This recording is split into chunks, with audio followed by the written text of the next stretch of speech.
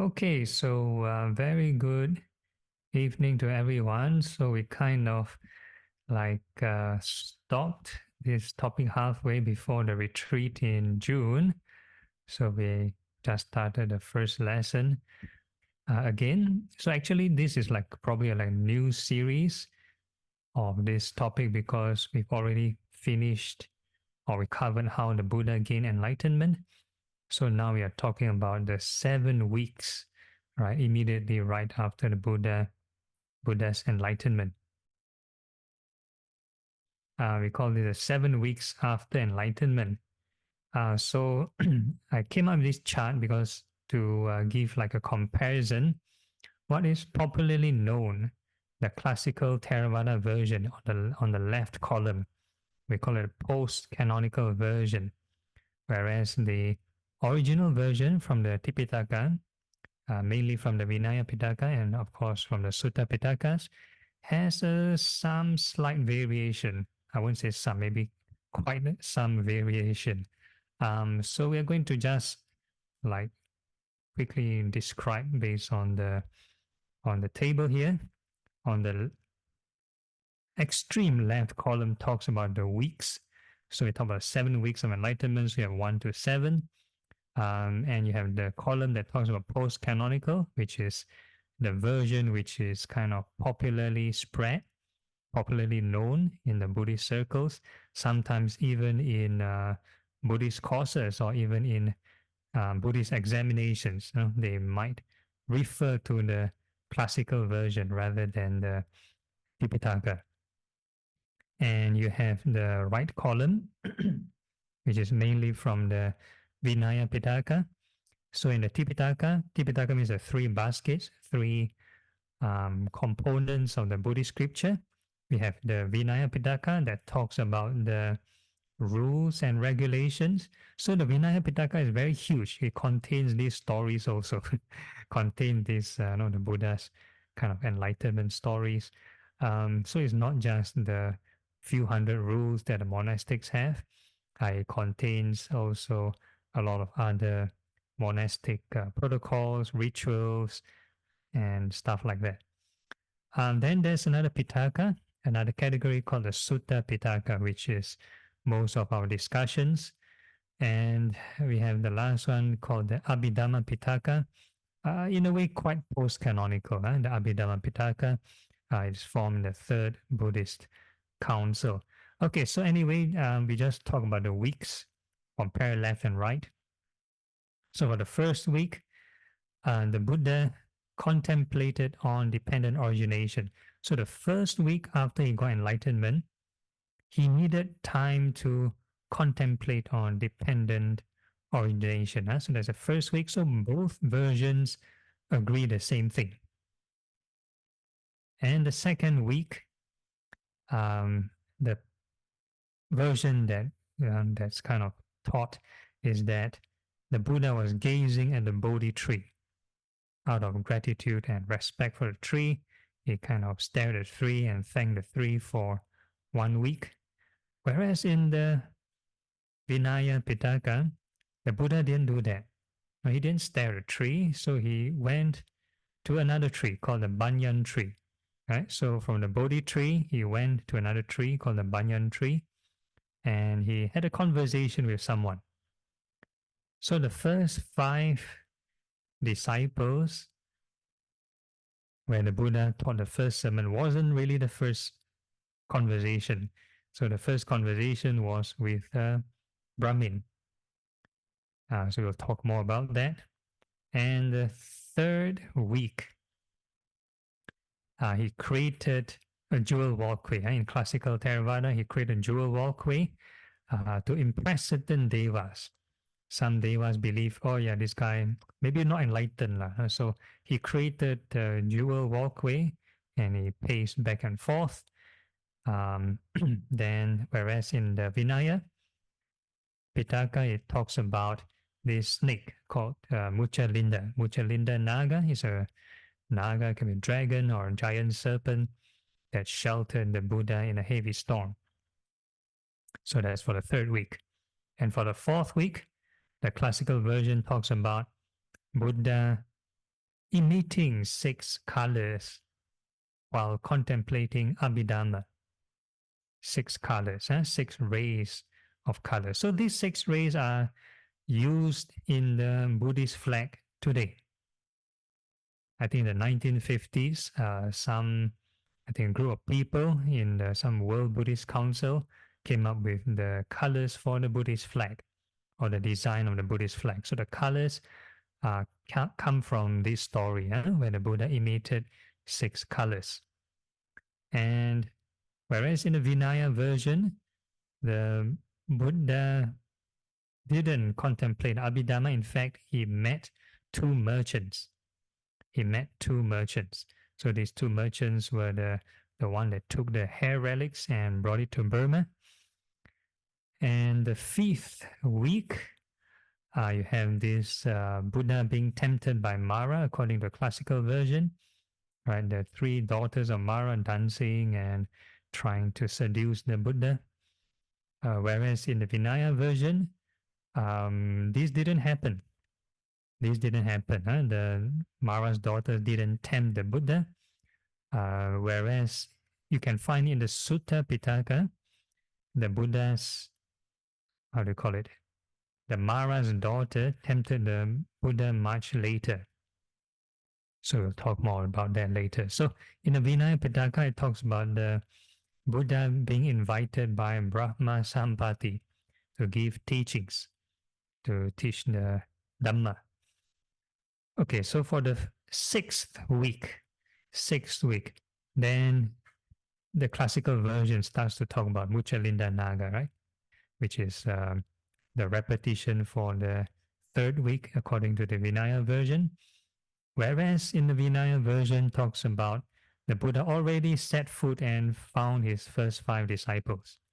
He gave the first sermon. And in the 7th week, then again, the classical version talks about the Buddha meeting the 2 merchants, which we covered in the 4th week, according to the Vinaya version. And whereas the Vinaya version talks about the Buddha already doing his missionary work, he ordained quite a number of people, Yasa and 54 companions, so that makes 55, plus the first 5 disciples, you get 60. So after he got 60 disciples who are fully enlightened, then the Buddha asked the 60 monks to spread around, spread the Dhamma, go in different directions and propagate the teachings. Okay, so that's the 7th week in this tabulated summary. So we shall just go like one by one. The 1st week, next slide. Okay, so soon after his awakening, the Buddha was staying at Uruvela on the bank of the river Neranjara at the foot of a Bodhi tree. Right, so this Bodhi tree was the tree that he sat under and got enlightened, where he confronted Mara.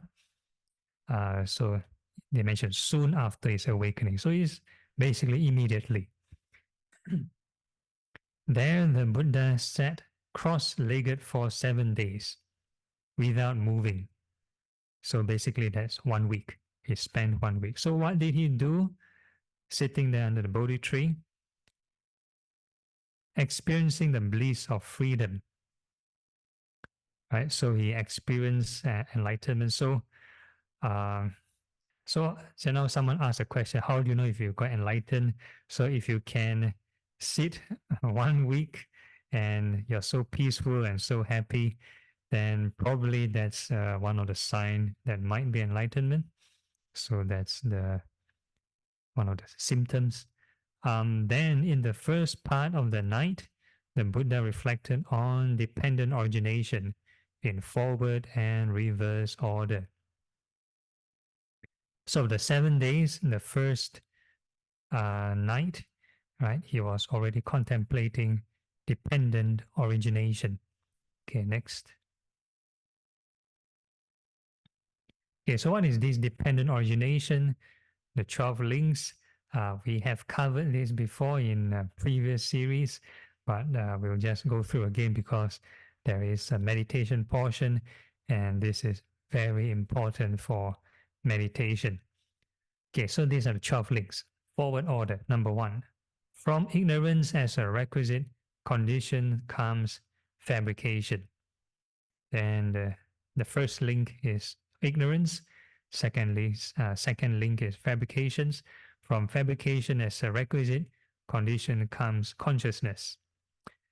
Number 3, from consciousness as a requisite condition comes name and form. And number 4, from name and form as a requisite condition come the six sense media. And number 5, six sense media, requisite conditions, contact. Number 6, contact conditions, feeling. Number 7, feeling condition, craving. 8, craving condition, clinging. Number 9, clinging conditions, becoming. Number 10, becoming conditions, birth. Number 11, birth condition is aging, sorrow, sickness, and death, and so on, which is number 12. So these are the 12 links of dependent origination in the forward order. Forward order means the motion which samsara flows. How this samsara works is that because out of our ignorance, we kind of generate these karmic or mental formations. So down here they translate as fabrications. So with these formations, then there is, what happened?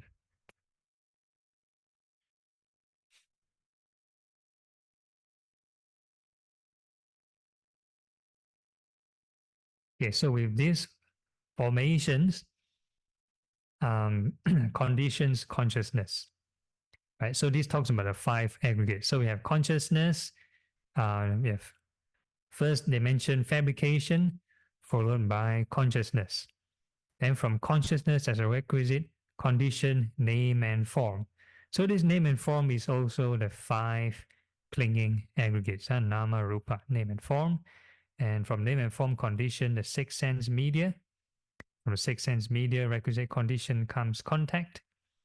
From contact, okay, so normally we talk about consciousness as the 6 sense based consciousness, yeah? 6 sense based consciousness. So the eye, ear, nose, tongue, body, and mind consciousness. So down here, what it means, how do you call it? From the 6 sense media, condition comes contact. And normally we use this formula for 6 sense consciousness. Let's say you have an object in front of you. Let's say look at the screen. So the screen is called a visual form, the object of your eye. And whereas you have the eye organ, so depending on the object you see, depending on your eye organ, then eye consciousness arises. Yeah, so that's the definition of consciousness. And because of the so-called form of your organ and the form of the object, it's called name and form, nama rupa. You cannot know the eye exists without nama rupa. Okay, so this fabrication, I always talk about the movement. Why the mind wants to pay attention to this certain word or this certain image, or why does it want to feel a certain sensation in the body? Why does it want to feel this pleasant sensation or this unpleasant sensation? Why does it want to hear this sound? Right? So this movement is called fabrication or karmic formations. Right? Because it moves then you are aware. Yeah, you're aware. So this awareness is dependent on these objects and the 6 sense media. All right, so this is the consciousness and the nama rupa, name and form. And once it comes in contact with the object, then you have this feeling, right? Pleasant, unpleasant, or neutral feelings. So that's number 6. You have the different kind of feelings. And from feeling, requisite comes craving. So if you experience a pleasant feeling, if the mind has not trained, doesn't have mindfulness, doesn't apply Noble Eightfold Path, so in meditation, if we let the mind do nothing, if we let the mind wander off, let the mind drift off, it will naturally have greed. You drift towards greed. A pleasant feeling, I want some more. So that's greed. And if I experience an unpleasant feeling, then the mind will gear towards aversion, anger. I don't like it. I want to get rid of it. I'm struggling and fighting against it. So that's called aversion. And if it's a neutral feeling, then we call it kind of delusion. Everything's the same one. So you don't see a need to try to overcome it. Right? So that's the issue. So these feelings or this craving conditions clinging. So which number 8? So clinging means attachment or addiction. If you have a certain emotion, could be greed or anger, the mind is like super glue, kind of cling to it. Then in a way it's addictive. Even in concentrated states, there can be clinging. So if you experience some peaceful state, very nice state, and you just want to hold it there forever, then it's called clinging. Yeah. And depending on what kind of clinging you have, then it conditions becoming. So you have the normal greed and anger, we call this sensual becoming. If you cling on to concentrated states, then you have the form or the formless becoming. And from becoming conditions birth, and from birth then you have aging, sickness, and death. So that means once you cling on to something, then the mind will have the dramas, ups and downs, and the sorrows and the happiness and sorrows of that clinging. Right? Or the drama, the samsaras of that clinging. So that's the cognitive version. Cognitive version. So of course there are people who interpret this dependent origination as like 3 lifetimes. 3 lifetimes. So what I meant more cognitive version is moment to moment clinging. Right? When you see something, you have naturally have contact, feeling, craving, and then all the sufferings. So that is moment to moment. But of course, the most of the institutions would interpret this as like 3 lifetimes. Yeah, 3 lifetimes. So, for example, consciousness, number 3 and number 4, consciousness, requisite, condition, comes, name, and form. So they talk about consciousness as from like a previous birth, after a person passed away, so there's a previous lifetime, goes to name and form. That means the womb into the mother's womb. So that is, they call it name and form. And that new conception, that's a new life. And by the time we go to this number 11, birth and death, 11, childbirth and death, then after death, then that's the next lifetime. So most versions will interpret these 12 links as the 3 lifetime model, right? So it's not, in a way, it's not like down to earth, moment to moment reflection.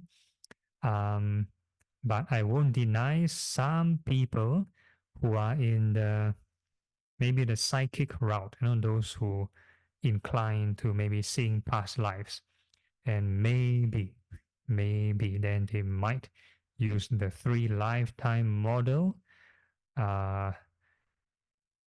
in their reflection.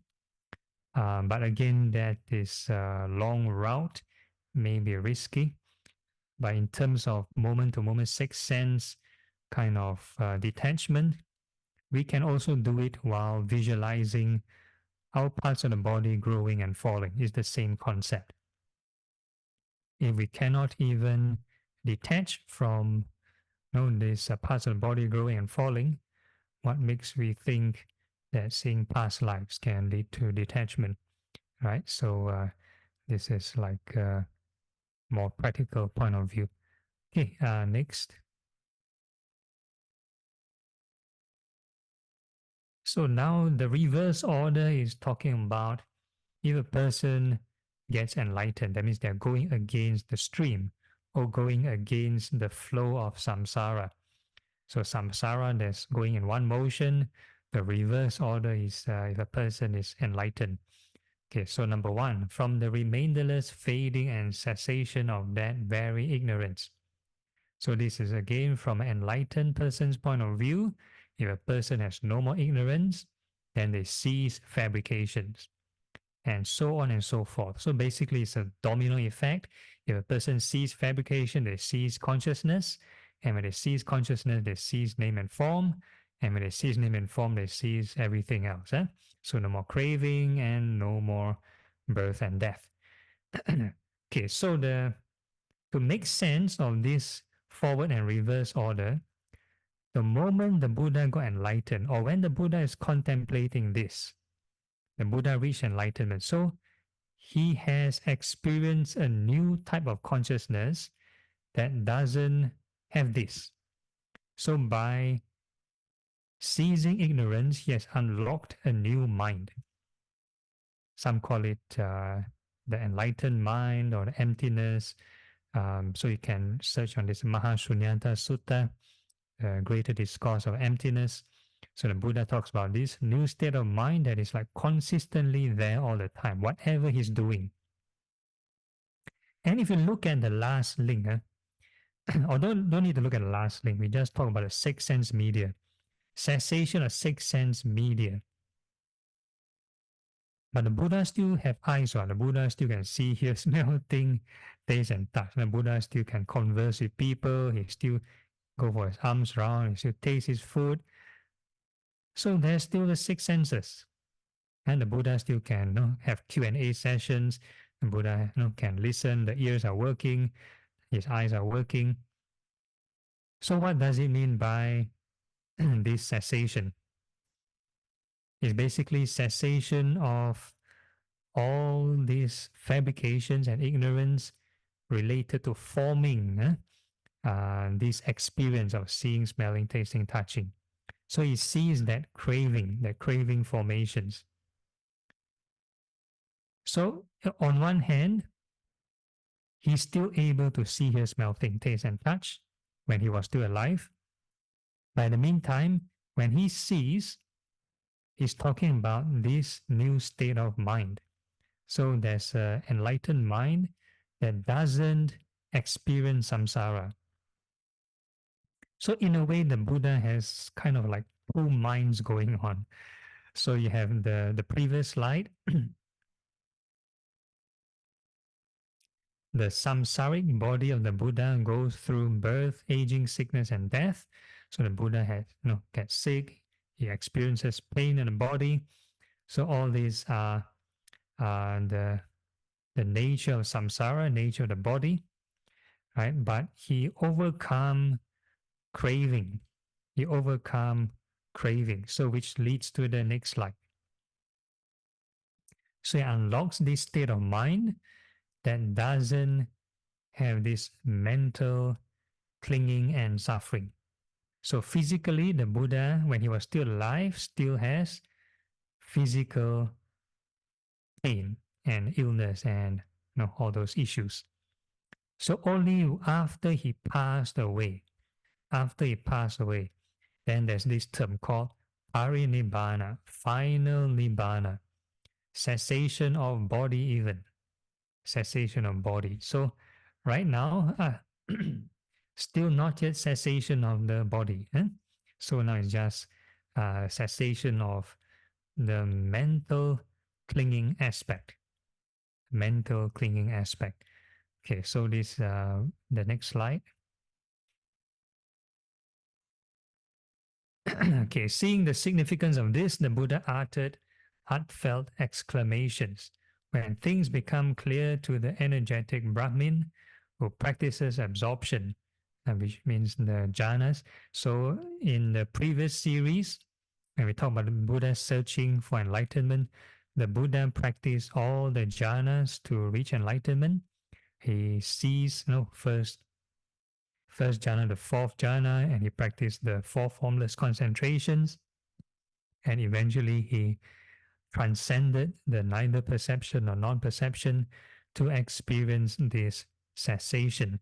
So the Buddha was, alive when he experienced cessation. I don't have to wait until you pass away to experience cessation. Then all his doubts are dispelled, since he understands the natural order and its conditions. In the middle part of the night, the Buddha again reflected on dependent origination in forward and reverse order. So the Buddha took a long time. So at night, the whole night he was doing it. So now the middle part of the night, do the same thing. When things become clear to the energetic Brahmin who practices absorption, then all his doubts are dispelled, since he's understood the end of the conditions. In the last part of the night, the Buddha again reflected on dependent origination in forward and reverse order.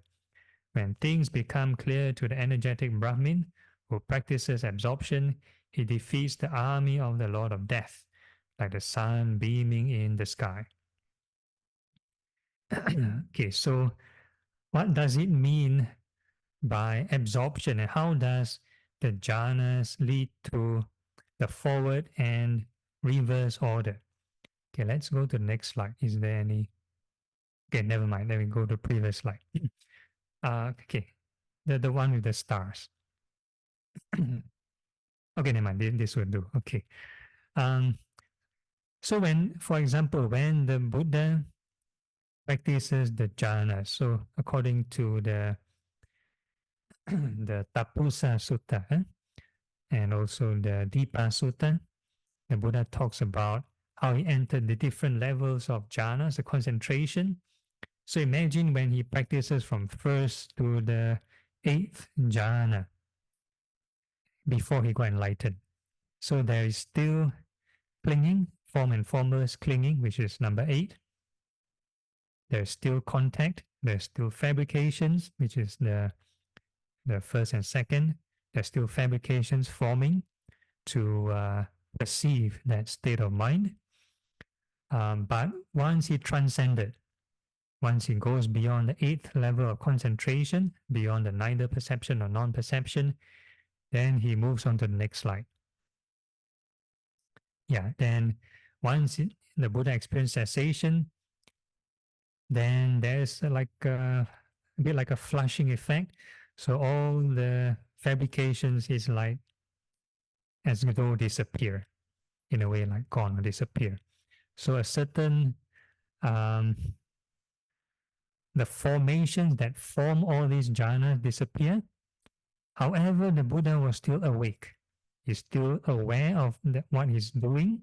So that kind of awakening without the aggregate formations, we call this the pure mind. The pure mind. Right? So this is the cessation. They have all this, how do you call it? Yeah, all this cessation stuff until from 1 to 12. So it has no more experiencing of rising and falling. So in this pure awareness, this pure mind, it doesn't have arising and passing.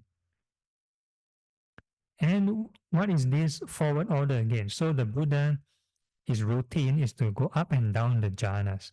So after cessation, he goes back down to the 8th level of concentration, neither perception or non-perception, which is the previous slide. Forward order, right? So when it goes back down, then fabrications start to appear. The aggregates are there again. Obviously there again. And then down to the first jhana and back down to the central realm. And he goes up and down like that to understand the forward and reverse order. So that's how the Buddha contemplated on dependent origination, which is different from seeing past lives. Right? So when we talk about the search, when the Buddha, the noble search, and the Sutta on the noble search, when the Buddha was looking at past lives, he wasn't reflecting on dependent origination. Only at the last watch of the night, when he reflected on the Four Noble Truths, then he kind of reflected dependent origination and realized enlightenment. So it's a moment to moment clinging. Okay, next. Yep, so that's the short sharing for today. Hope it's not too heavy. Then we can open the floor to Q&A.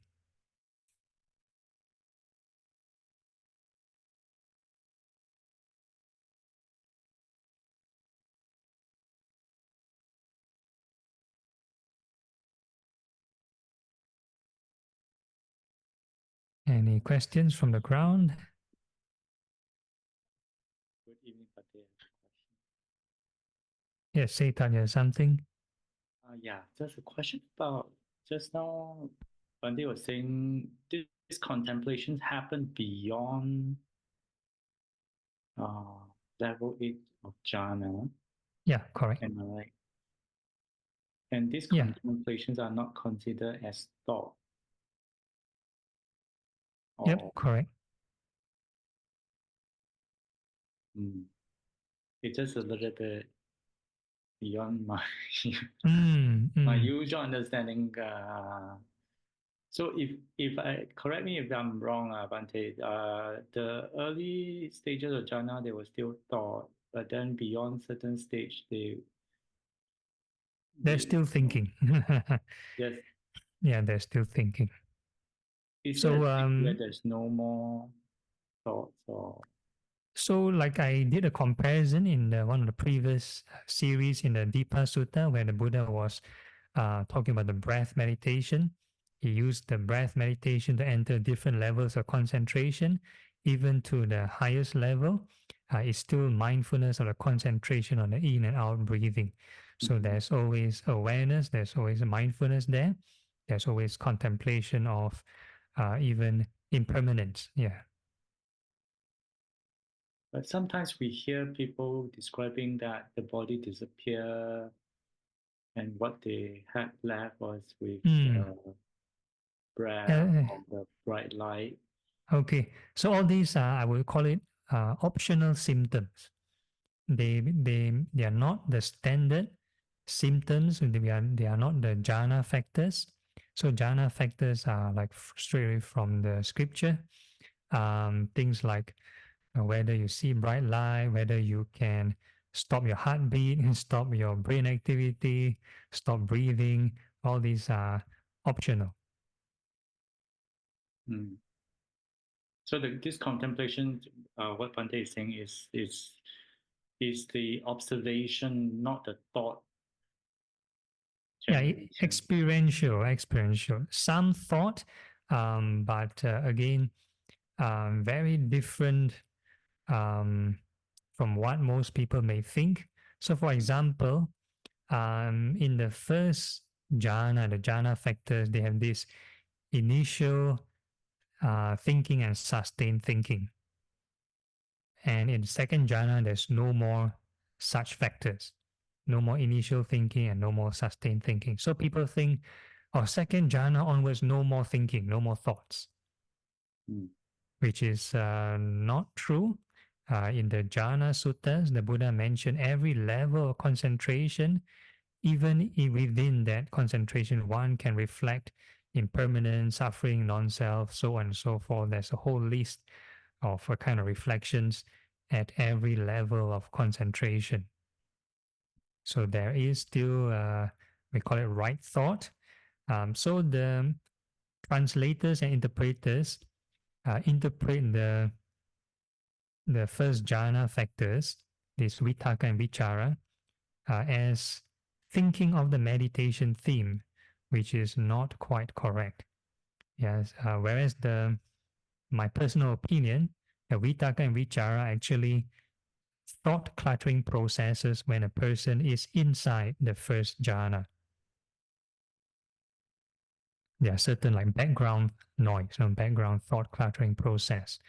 Yeah.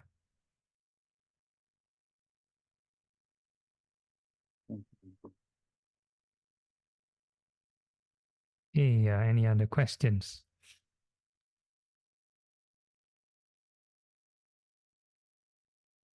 Okay, if there are no issues, then we go for a 5-minute break and we come back for the guided meditation.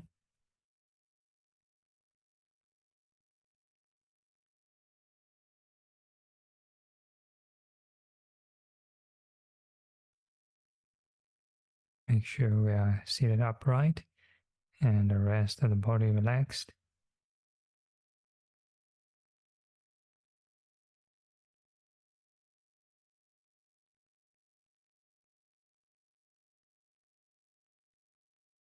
Okay, so the first thing we're going to do is a bit of this visualization, impurities of the body meditation.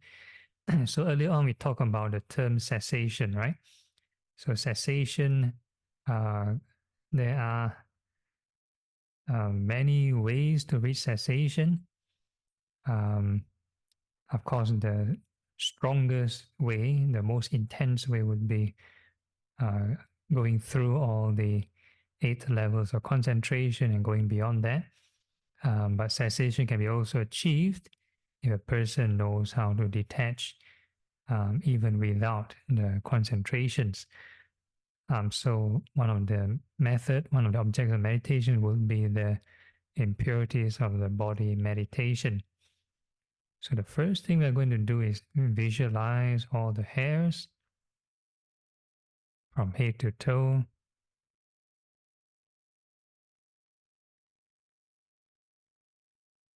And when we kind of visualize the image, that we are using the mind sense door, so the fabrications forming, and we are aware of the image using the mind door consciousness. And if we do not do any right reflection, then the mind will go to the extremes. Either we find, oh, my hair looks very nice, then we agree, I like my hair, craving towards the hair. Or you find, oh, my hair is so messy, I don't like my hair. So that's aversion, anger. So once you have this greed or anger that's clinging, and then you have all the birth and death, the dramas associated with the hair, all sorts of dramas and episodes. You'll be thinking of your hair salon, your hair stylist, or the barber, what kind of shampoo you're using, how the hair look and fall off or whatever. Right? So all these are birth and death of the hair. So this birth and death is not in a good way, it's in suffering, attachment and suffering. So now what we are going to do is practice the reverse order. But we can't straight away remove ignorance, right? So what we are doing is reduce greed, reduce this aversion. So we're going to wish the hairs well and happy.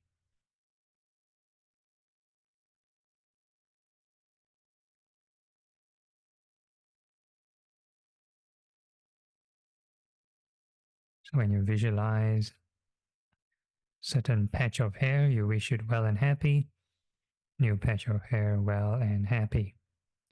So you need to apply as much of the Noble Eightfold Path to reduce this craving. So the visualization of the hairs, we call it part of mindfulness of the body. The thoughts we generate, wishing it well and happy, that's part of right thought. So there must be thinking, no such thing as no thinking. And the repetition is called right effort.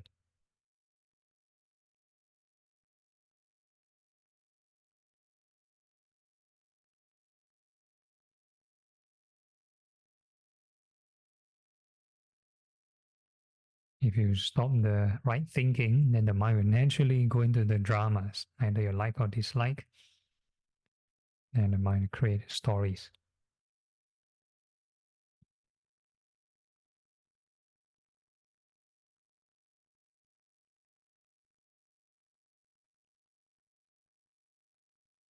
So the more we fulfill the Noble Eightfold Path factors. You have all the right thought, right effort. That's actually the fourth Noble Truth. So we use the Four Noble Truth checklist to see whether we are going on the right track. And if you're practicing the fourth Noble Truth, it should lead to the third Noble Truth, yeah? So if the mind gets calmer, that means you're reducing your craving and stress.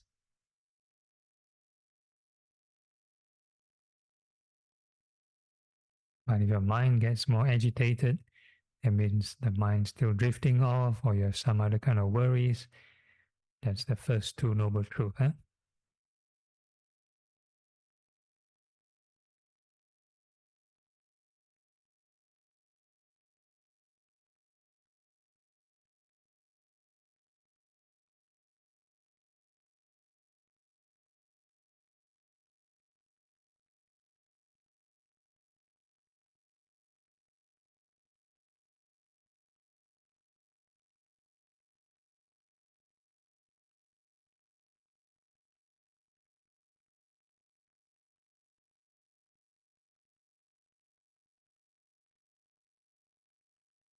And then you can see how far can the mind settle down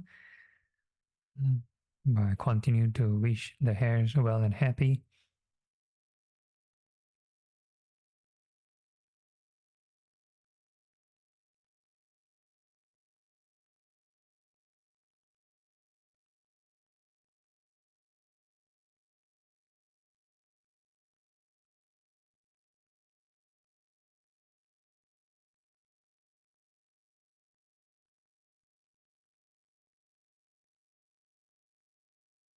If your mind has reached a certain level of calmness, like as though the rate of settling is negligible, you cannot calm the mind any further, then that would be your baseline level, baseline emotion.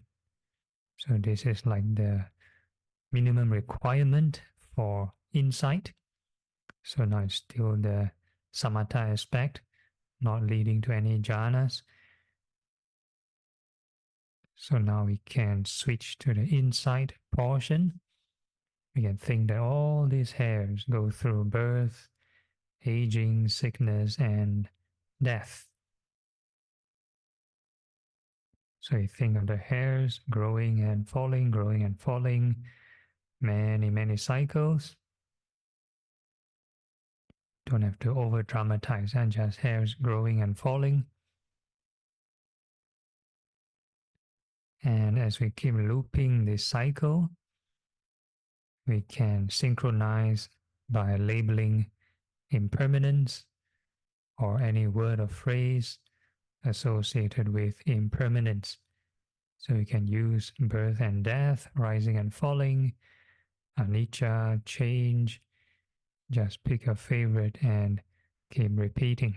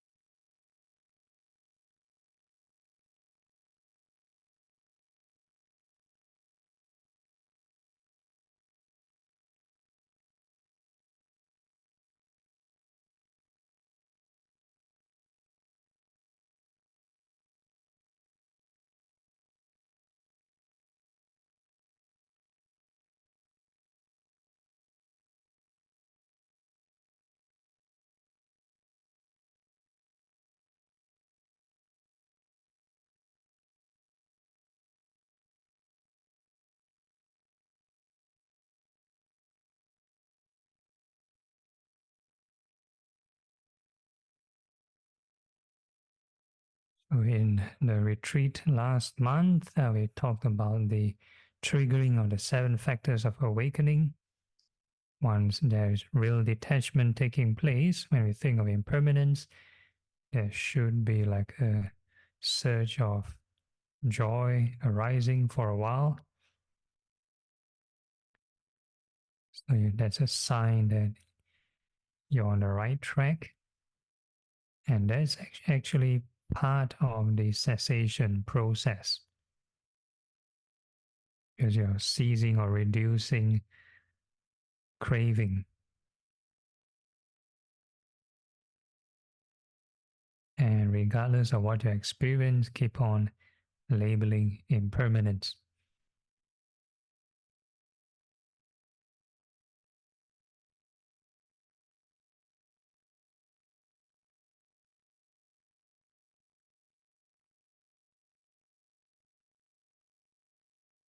The more you label impermanence, the more you detach, then the sense of peace will get deeper. And this detachment has no limit. Huh? The only limit is only when you reach enlightenment.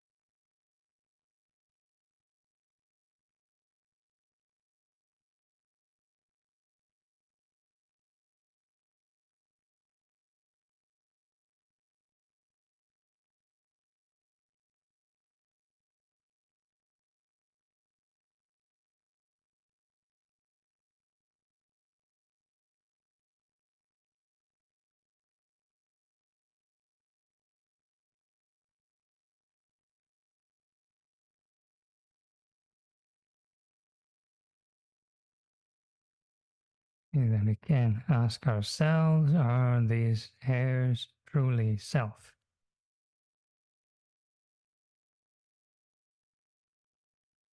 Can we tell the hairs not to go through birth and death?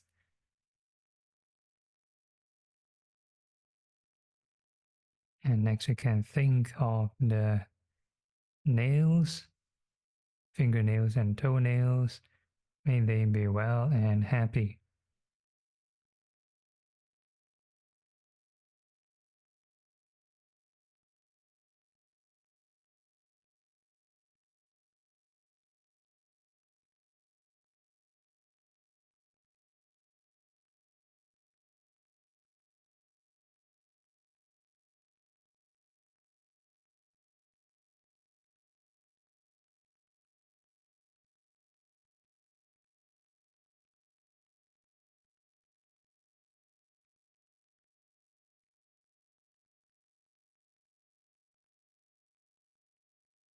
And all these nails go through birth, aging, sickness, and passing away.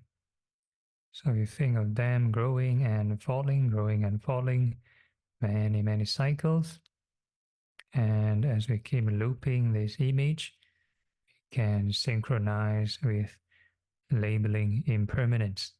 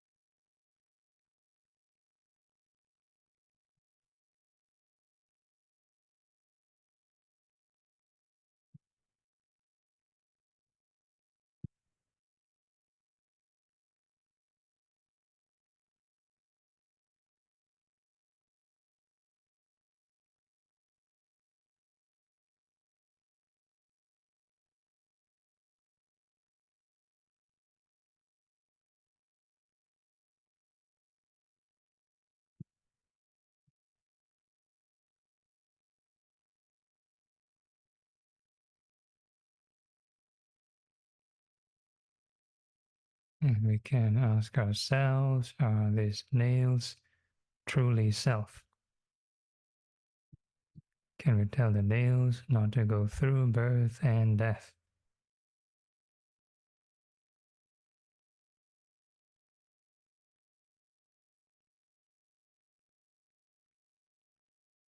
So we are jumping to the next phase of meditation. Because now we tried without like any concentrative states. So now we are trying this loving kindness, and we familiarize ourselves with the four elements first. So whatever sensation you feel in the body, we are going to wish, may all beings be well and happy.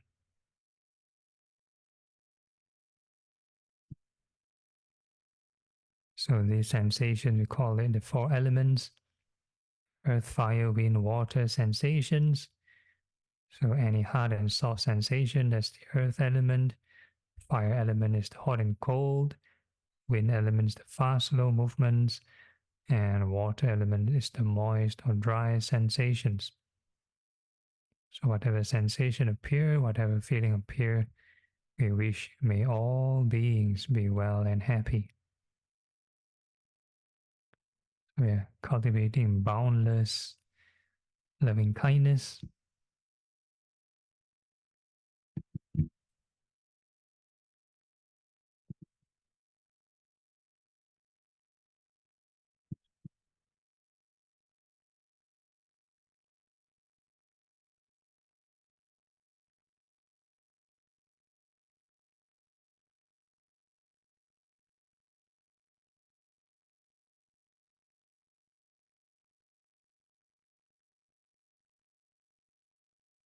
Whenever a new sensation appear, then we keep on wishing may all beings be well and happy. No need to visualize. So this is a non-visual exercise. We perceive all beings as being made of the four elements.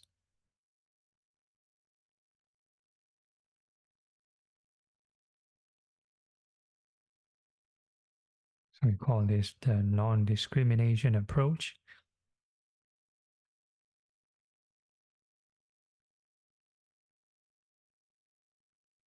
So the same ingredient applies, right? Mindfulness, that's your evidence, the four elements. And you need the right thought, may all beings be well and happy. And you need the right effort. So you keep repeating.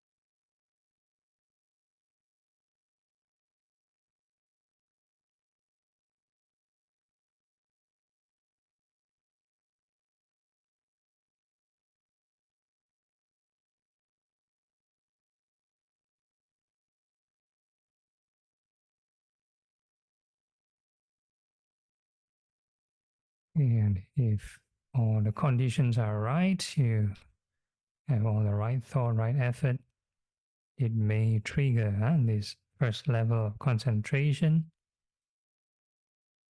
indicated by increment of this joy, happiness, and a slightly deeper sense of peace.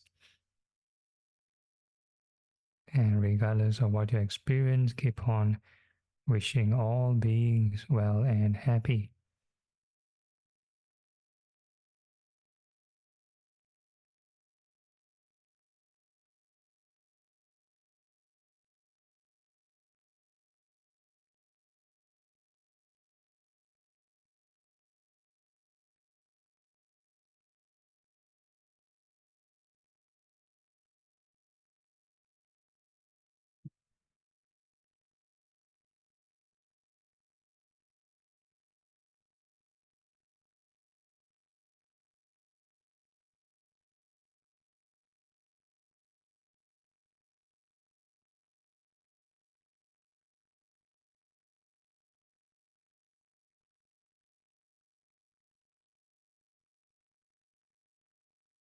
In Buddhism, everything is cause and effect because you generate certain right thought and certain conditions then lead to this effect, certain concentrated states.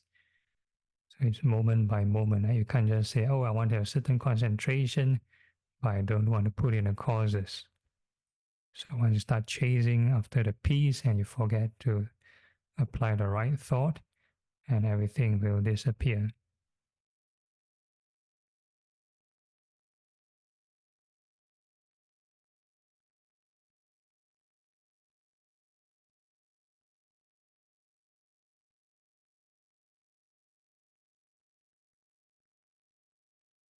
And then we can move on to the second sublime state, which is compassion. So for compassion, we're going to wish may all beings be free from suffering. So using the same non-discrimination approach, we treat all beings as the four elements. As long as they cling to these sensations, then that will result in suffering. Like we discussed in the dependent origination. So whenever we detect any sensation, we should wish may all beings be free from suffering.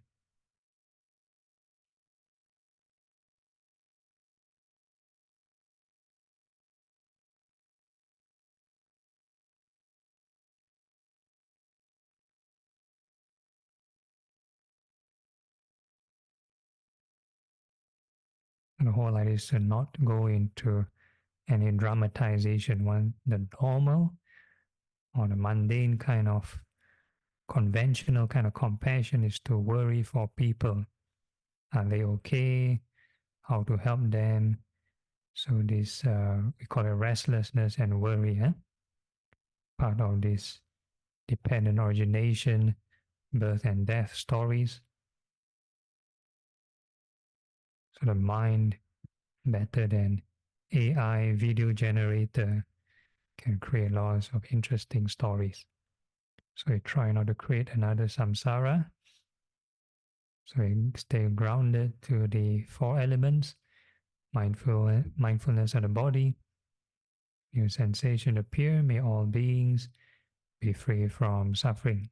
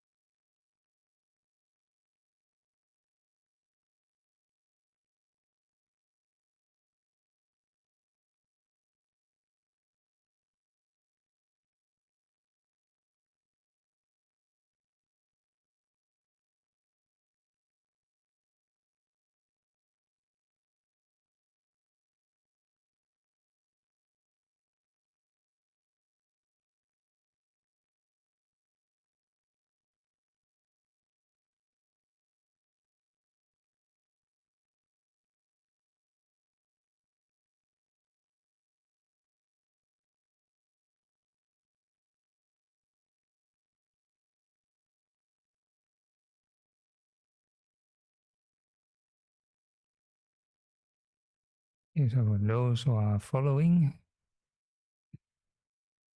if all the conditions are right, we wish may all beings be free from suffering, then it may trigger this second level of concentration. So if your compassion can feel joyful, and that's the concentrative kind of compassion.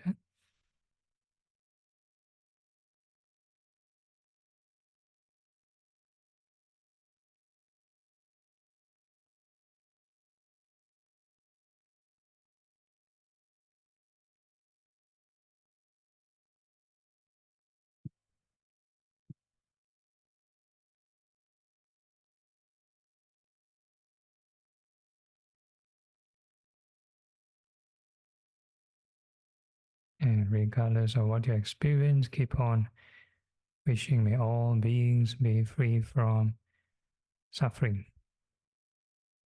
So you still need to think of right thoughts, even though it's the second level of concentration.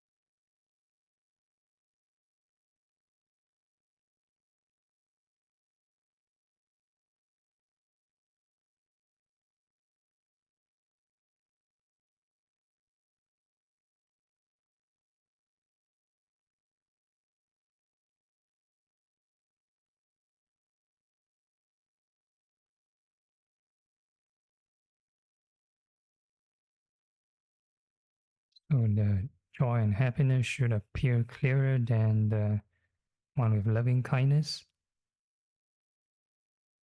So the clarity is due to the disappearance of these initial and sustained thinking processes.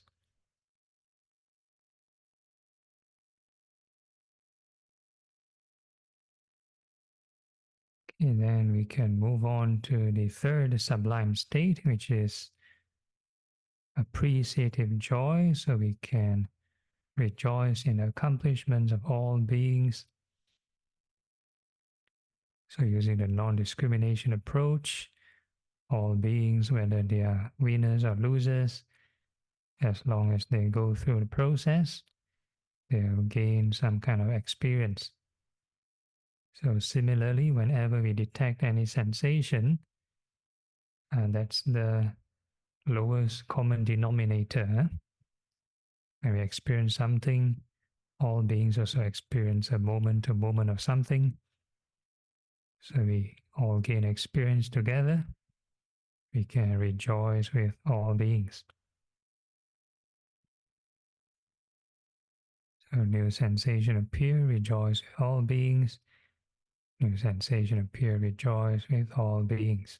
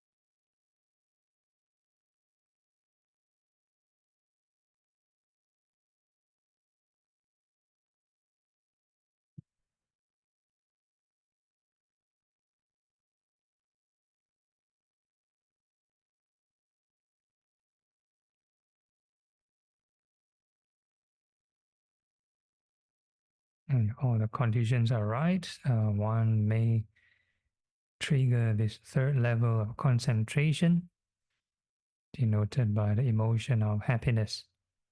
So there's no more joy inside. So it's a different pleasant experience compared to the one with loving kindness and compassion. So regardless of what you experience, keep on rejoicing with all beings.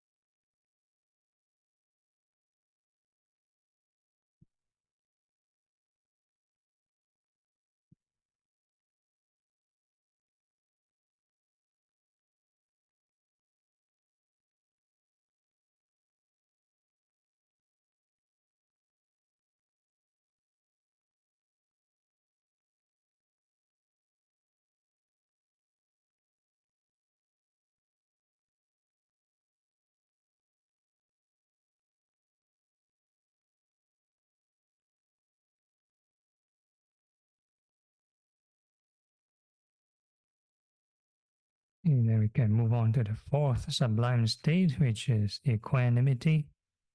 So we can use the reflection of karma. All beings are subject to karma, and whatever sensations we're experiencing right now, that's actually old karmas ripening. So in this routine, there's no need to speculate or guess what we've done in the past. Yeah, anytime we start to speculate, story making, that's creating a new samsara. Huh? So any sensation appear, you just label karmas ripening. So if it's a pleasant sensation, probably that's a good karmas ripening. If it's an unpleasant sensation appearing, that's due to bad karmas ripening. And if it's a neutral sensation, and neutral karmas ripening.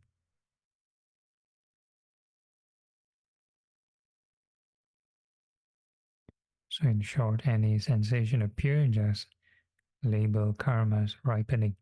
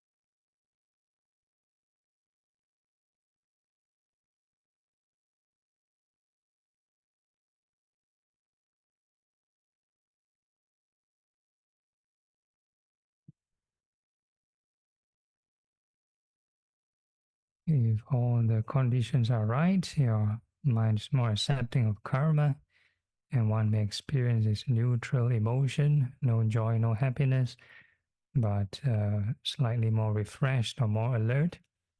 So we call that equanimity, normally associated with the fourth level of concentration.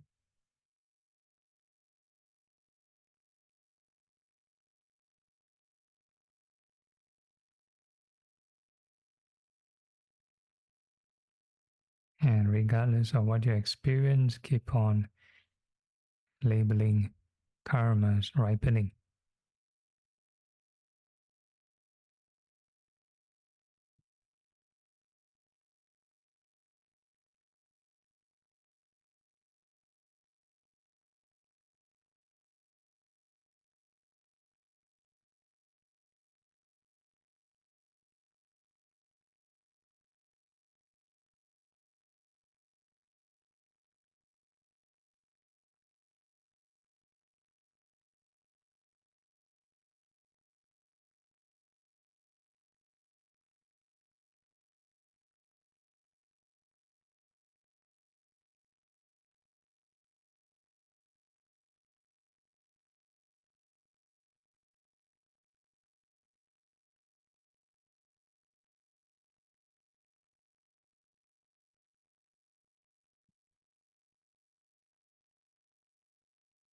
And now we're going to move to the inside portion. So with some level of samadhi, a bit of battery recharge, see how much difference when we go into detachment.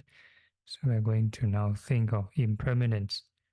So whatever sensation appear, we synchronize by labeling impermanence, observe how they arise and pass away.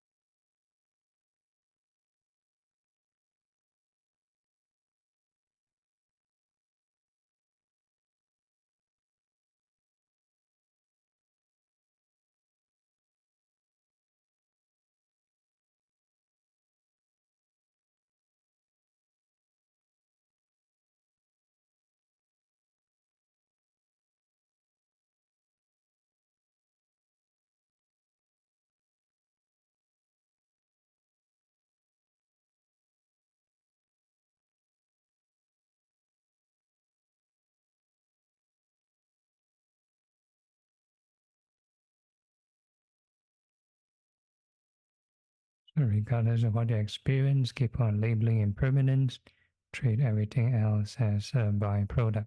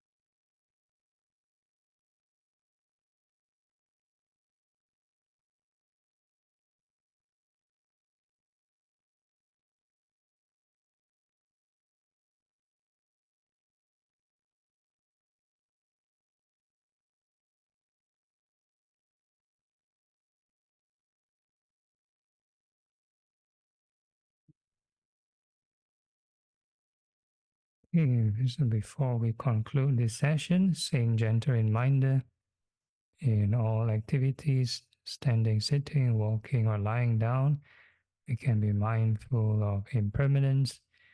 And with that, we can gently open our eyes, formally end the session, informally still can generate right thought.